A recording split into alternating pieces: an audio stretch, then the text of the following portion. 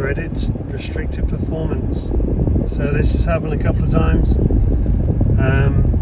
It's happened after driving the car for a while, then it stand for a bit and then going back out in it. And when I put the fault code in, it's a coolant pump that isn't running as efficiently as it should. But it's not the mechanical one, it's the charge cooler. So that's basically saying the supercharger is getting hot. Or that coolant circuit. So I've already ordered a pump, an upgraded pump to change it out for. So I'll show you how we're doing that. I'm going to do it at the same time as I'm upgrading my lower pulley. Hey. So, and the charge cooler is going to get bigger. So the pump's going to be out at the same time. So I may as well wait until I do it then. Because it's only going to be a couple of weeks time. So yeah, but I'll let you guys know what I've got and how it works and how it fits. So what we got temperature wise? 88. That's engine cooling, yeah? Mm-hmm. What about intake? 91. Okay. So I've got this card reader. It's pretty decent. It does it any car or any manufacturer. Just plug it into my OVD port. Boot.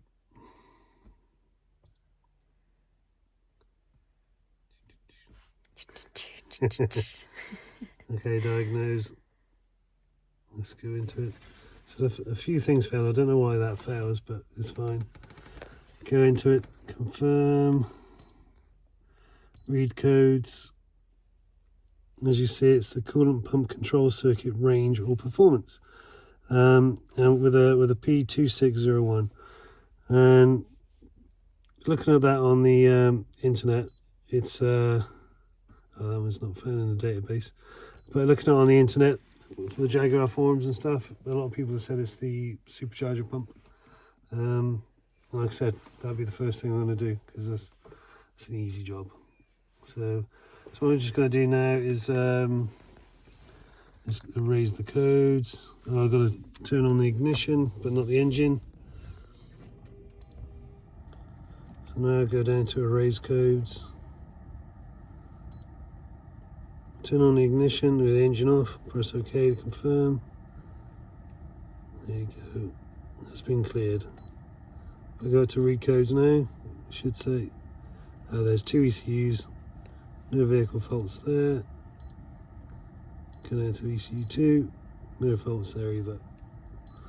All cleared, and I'll be able to start up now, it'll be fine, but I'm not. I'd like it to cool down anyway, but I'm home now anyway, so it doesn't matter. Mm-hmm. Yeah, there's a chance if I start it up now, it'd still be warm and come back on. So, yeah, leave as it is. So I'll just use it for work and back, and until I take it up to VZ to get the bottom pulley done. Right, there you go.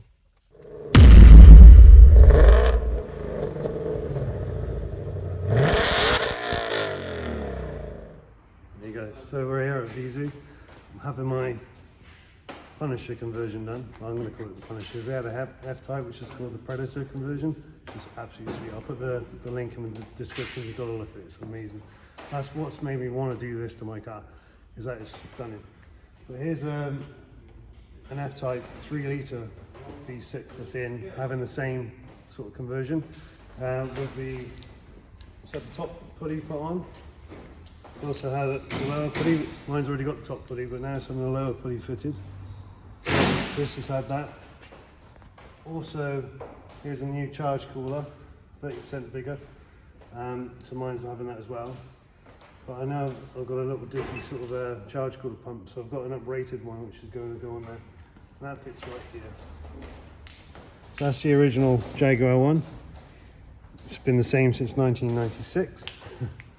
So, but with the power this thing's given out already, it's going to be going up to around about 640, 650 hopefully. Mm-hmm. It needs more, well, bigger cooler to cool that water, and probably a bigger pump, high capacity pump which pumps around better.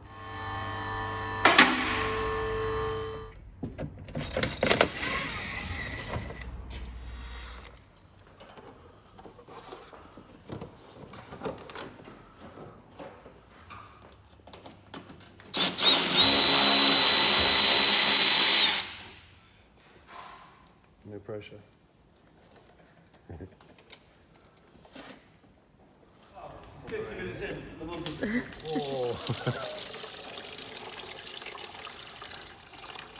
It's going to make a very inappropriate comment then. I got it in my head too.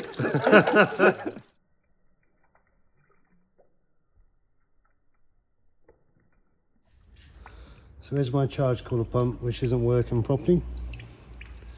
And here's my replacement. So it's roughly the same length, a little bit longer, but a lot wider. Bit more girth. Very girthy. But you see that they're in the same orientation. But hopefully they fit. That looks quite small compared to that one. Let's see. The bracketry's getting me a bit though. Because obviously that bracket's side on, Yeah. and that one's downwards. I think I have to drill into this. Yeah, it's not great then. Do you reckon a self-tapper would be right? Yeah, tech screw. Well, actual car, so that don't really count. This type's mine. The friend mine. That's my friend.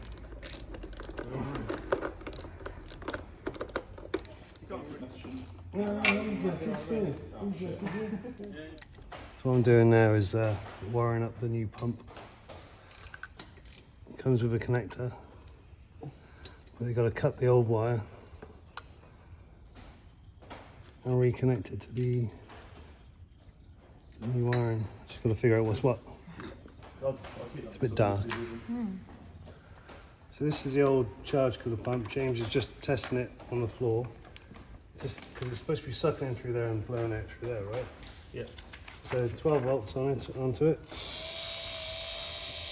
It's hardly even sucking a piece of paper, let alone a load of water. And you can see on there nothing. So it's not working at all. By the look of it, pretty much. There's a tiny bit of suction, but it's negligible. So this is an AVT pump. Apparently it pumps 1700 litres per hour, but under pressure it does 1200 litres per hour.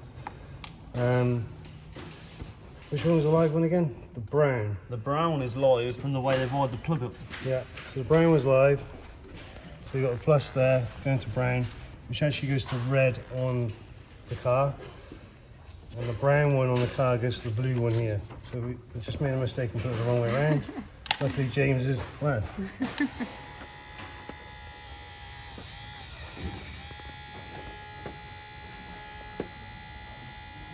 See how much difference?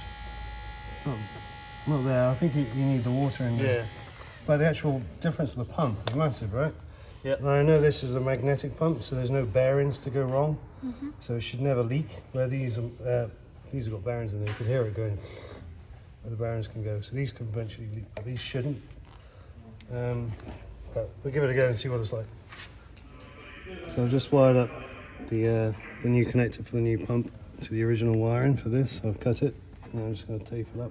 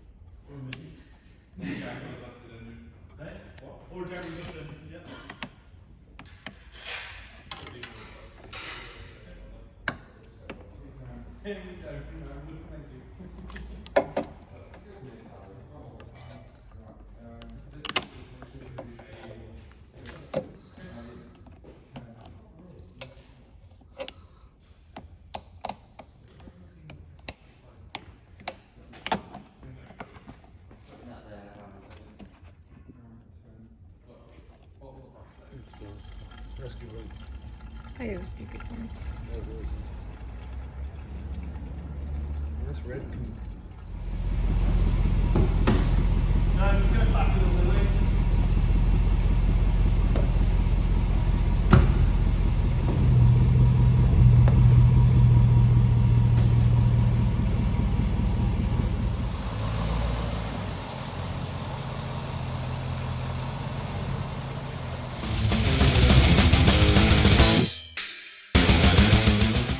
Hey, so all the work's been done. New pump, new charge cooler.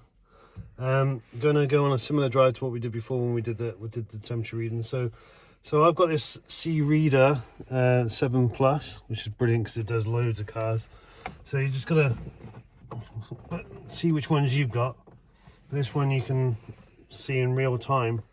Well, it, you know, whatever you want to see. So you've got to plug it in. I'm just gonna start the engine up. Just gonna pair with the car, and then I'll put it in. See you in a sec. So when you go into the diagnostic menu, you can come down to data stream, go to EC1, and then select items. So this means instead of having everything on there, you can select exactly what you want to see. So I'm going to have engine coolant temperature. I'm going to have intake, no, turn the pressure. Intake air temperature. It's not actually the air temperature, it's the water going around the intake. And I'm going to put throttle position like I did last time. Escape to confirm, and there it is there. So that's what we're going to have at the moment. So the engine coolant temperature at the moment is 39, the intake is 25, and the throttle position is 14.5. Obviously I'll put my foot down a little bit, you can see the throttle coming up. So we're going to use that to monitor the drive today, which, like I said, is A roads.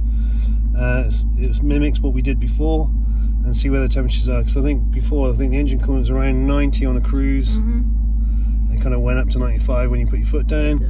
But the intake temperature was around 90, 91, 95. And when you put your foot down, it was going up, up, up, up. And when you get to 99 and 100, I guess that's when the restricted performance comes in. But you'll see, with that charge cooler and the pump, hopefully we'll see some drastically lower temperatures. Now that pump's working, because obviously the pump before wasn't working properly at all. Because these two temperatures, they actually come from the same water system. They're linked. Although it's not exactly the same system, it's why you have a secondary pump for the cooler system. They are linked at the top, so they do go together. Okay, that's good. Right, so now we're in the middle of town, basically. Slow driving in, urban driving. So there's no air rushing through the radiators to cool it down. So let's have a look at those temperatures, babe. What have we got? Engine coolant is 89 and the air intake is 45. That's drastically lower. So 89, 90 is what you kind of expect to see. 90 on an engine coolant. The air intake is pretty low. I know it was lower than that when we were coming up to the town centre, because we were moving. Yeah. What was it, about 85? 84, 85. 84, 85, and the air intake was 40, 40, yeah. 40, 41. So as soon as you get some air flowing through it, it cools down. So we'll try that in a second when I get some clearer roads. Now I'm doing around about 40 mile an hour, just over, getting a little bit of air into the front, as you can see out the front. So this is the sort of driving we've got now on the way out to the country. And what are the temperatures now, babe? We've got the engine coolant. Engine coolant is 83 and the air intake is 48. Okay, so the engine coolant is nice and cool. And 48 is a lot better than 90 odd. Definitely. Right, so once I get onto some better roads, I'll be able to put my foot down a bit and see what temperatures they get up to. This is Sunday, so we'll see how many Sunday drivers we've got. Probably a million.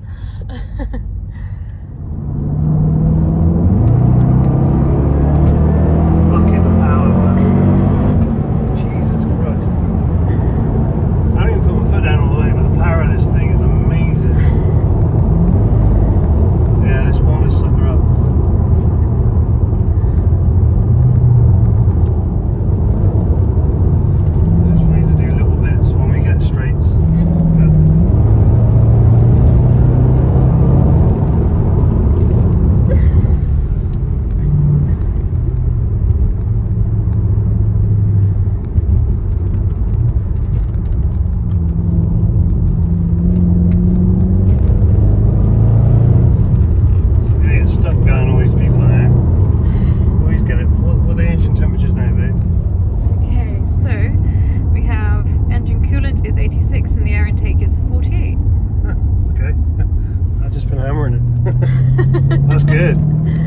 good. So the temperature sensor for the intake is after the supercharger, I believe. So it's not the air it's doing, it's actually the water. So after it's been through the supercharger and it's taken the heat out of that air, it's down to 48. So it would have been cooler than that entering the supercharger. Otherwise you'd be heating up, right?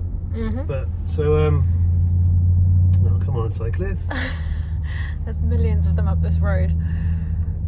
Worst thing I can think of is going up a really long hill. Yeah. On a bike. So yeah, so that's where that temperature is coming from.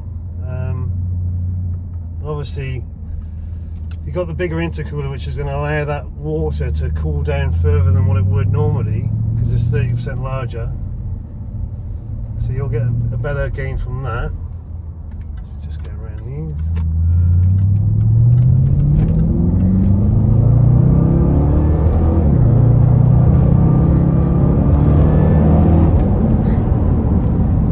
And then the uprated charge cooler is going to pump that water around quicker. So I know some people think, oh, if it's going past quicker, it's not going to absorb the water. That's incorrect. The water's there to take away that temperature. No matter how fast it's flowing, it's going to remove that temperature from the air. Because it's going through faster, you're not heating up that water as high. So when it gets that intercooler, or charge cooler should I say, sorry, and it's in there for longer, it's cooling down even more. So you get the double effect from that. So if you can't afford a new charge cooler, well, look at your temperature readings if you can. But £130 for a new uprated cooler pump, get that system running faster, and you'll get a reduced temperature straight away. So that's cheap, and that's cheaper than the Jaguar one, because the Jaguar genuine one is £400. Bloody hell. So if yours is failing, don't buy a Jaguar one, because it's old-fashioned technology. Won't last as long as this. Hopefully, we'll see. But it doesn't perform as well. So and I know I've got a double whammy here with the uprated pump and the charge cooler. But it'd be interesting that for someone out there that's got the standard charge cooler, putting one of these pumps on and doing this same test, let me know. But remember, I got the upper and lower pulley changed on mine, so I got bags of power, and that's going to increase those temperatures more. That is phenomenal. This is absolutely insane. It is insane. Absolutely insane. But yeah, I'm glad I fixed my car. Me too. I made it better. Definitely.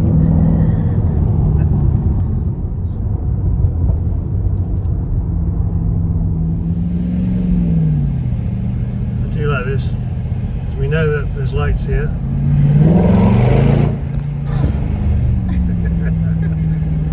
Just wake up this steep little village.